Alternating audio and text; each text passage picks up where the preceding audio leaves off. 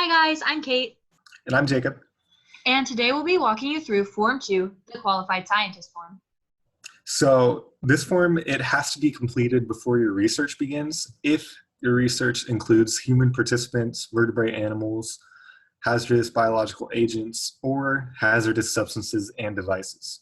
Both the student and the qualified scientist will have to fill out this form together. The student will begin by putting in their name. Our student's name is Carl Science, and the title of their project. Carl Science's project is entitled, How Does Procrastination Impact Stress Levels? This next portion will be completed by the Qualified Scientist. And the qualified scientist is someone who must have earned a doctoral or professional degree in a scientific discipline which relates to the student's area of research. Or they must be an individual with extensive experience and expertise in the student's area of research. They must also be thoroughly familiar with the regulations that govern that area of research, including all local, state, federal, and, if applicable, all non-US national regulations and laws. The Qualified Scientist will start by inputting their name. Our Qualified Scientist name is Sally Scientist. They will then input their educational background, which is the field in which they've studied. So Sally Scientist has studied psychology and obtained the degree of PhD, which she is listed under degrees. In the experience/training section, Sally Scientist has listed her position as head of psychology at the institution of Oklahoma State University.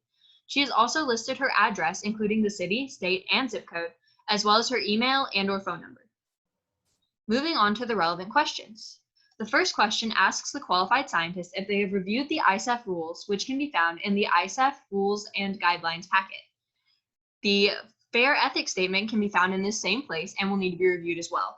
Once they have done this, the qualified scientist will select the yes field. Question 2 asks the qualified scientist to evaluate the project and decide if it has used any of the following. A, human participants. B, vertebrate animals. C, potentially hazardous biological agents such as microorganisms, rDNA, and tissues, including blood and blood products. Or D, hazardous substances and devices. So our project is using human participants to survey. So the qualified scientist will select the yes box. And although fields B through D are not being used, we will select the no boxes in these fields.